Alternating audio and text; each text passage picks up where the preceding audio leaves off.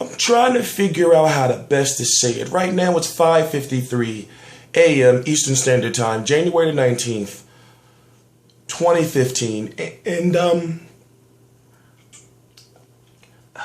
there seems to be a bit of shenanigans going on. Now, I don't know for sure, but as it stands right now, I say it ain't so, Carl. Say it ain't so. But Carl Cobra Froch apparently is injured, elbow injury, and he won't be fighting again until summer of 2015. To me, that means so many things. But before I go on, I'm going to say that I'm T-Street Controversy. This is T-Street Controversy Live of RealCombatMedia.com, and I want you to say thank you, Al Heyman. Please subscribe.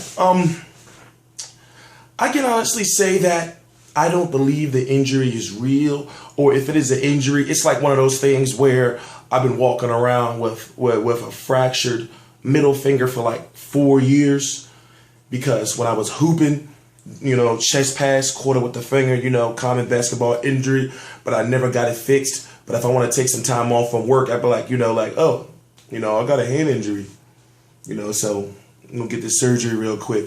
So, you know, maybe Carl always had some issues with his elbow, because, you know, it's that doing that is very common in sports, you know, especially in contact sports, or, you know, where an athlete will be on the injured reserve, and it's like, you know, basically we know we're going to trade you, but, you know, while we let you ride the bench, because you probably won't be traded for another 3 to 4 months, go get that fixed real quick, you know, so you can be ready for the next team, so therefore your value will be higher. Now, this is boxing, of course, so let me tell you the motive. I feel what the motive behind it is.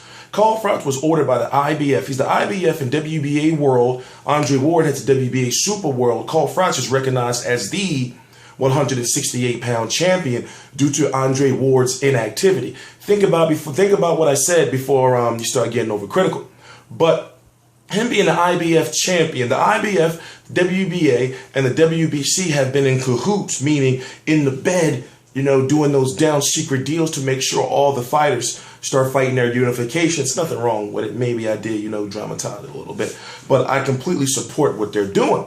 So basically, at the beginning of this month, January the 19th right now, they told Carl Froch that you have until the end of January to get a deal done with the #1 contender, James DeGALE, who became the #1 contender after he beat Brandon Gonzalez. Was it Brandon Gonzalez? Brandon Gonzalez on the undercard of Carl Froch versus George Groves 2. Correct me if I'm wrong. Then he just beat Antonio Periban, a guy who never been stopped, and a guy who also was close to being the WBC full 168-pound champion that Anthony Durrell has. So basically what I'm saying is James DeGALE is no joke. James DeGALE has a great chance to defeat Carl Froch, and James DeGALE deserves to get his title shot, especially the fact that he's been waiting for a title shot for so long. Because before, the WBC was just jerking him over. That's when the father was running it, no disrespect. But then now the son is running it, he's taking a different approach on the business. So when it comes to these fighters fighting who they're supposed to fight, you can honestly count on the WBA, you know, lately not so much the WBA, but the WBC and the IBF to make sure that their fighters get their mandatories. So it is convenient right now, right? The IBF tells him, you got to fight James DeGALE at the end of this month or you drop your belt. And it's like, oh, I'm injured.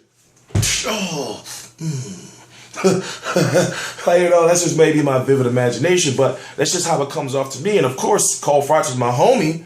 You know, I'm a big Carl Froch fan, but at the same time, I got to look at it and just keep it real. I'm like, oh, Carl, I know what you're doing. He wants to have one more fight, and he wants to have one more fight with Julio Cesar Chavez Jr., and he wants it to be in Vegas. Now, he would fight Gennady Gennadievich Golovkin if Golovkin could get him into Vegas. He would fight Andre Ward if Andre Ward can get him into Vegas. Andre Ward would sell only in Nottingham. Maybe Andre Ward would sell because he's with Rock Nation in New York, but still, it would be tough. Andre Ward, you know, he needs a tune-up fight right now.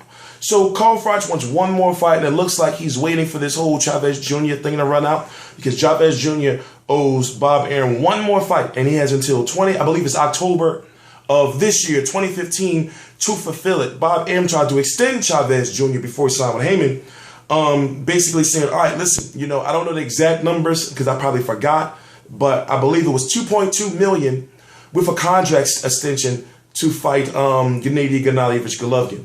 But then it was like, I believe it was like a little over like $1 million to fight him without a contract extension. So putting that to perspective, you think that, well, Maidana got 1.5, you know, for Mayweather.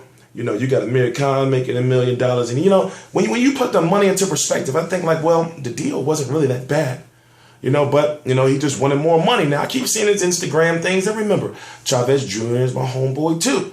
I see his Instagram and him training anytime, anywhere, anybody. You got to see it. He got this this Instagram post where he's constantly calling out people and, you know, and saying he'll fight this person. And it's like, yeah, we know now that you signed an exclusive Al Heyman advisory agreement. But by the way, I'm not saying nothing wrong with that. Thank you, Al Heyman. But we know that it's not in his control. And also, a Chavez Jr., you think after that long layoff, you know, that he would just want to come back and just fight Carl Froch. So you mean to tell me when Carl Froch comes back in the summer, you mean to tell me that Chavez Jr. will wait all that time to fight Carl Froch? Chavez Jr. honestly should go after James DeGALE. Do you know that Chavez Jr., the WBC was literally, now this was a little shady, but the WBC at the end, I believe it was at the end of fall of 2014, was literally going to make Julio Cesar Chavez Jr. the mandatory for Anthony Durrell. It was going to just, yeah, here you go, #1 contender, WBC mandatory, and he turned it down. Soon we found out he was signing with Al Heyman. But as it stands right now, I mean, looks like James DeGale is going to be fighting someone else. Honestly, I think he should fight George Groves, to be perfectly honest with you. I think he should fight him again, get that, because that was a fight where he could have won. See, it all depends on what you're looking for with that fight. So I'm not going to get onto that because I'm going to be on it all day. But I'm T Street Controversy with RealCombatMedia.com, T Street Controversy on Twitter, you know, and I'm not even going to say it, but I got some freaks out there. T Street Controversy on Twitter, T Street Controversy on Instagram, T Street Controversy on Facebook, T Street Controversy like page. So basically, in the description box, I put all that shit there for a reason. If you see the little glowing blue link, that means you click it. I put it there for you to click it. Click it. Please subscribe.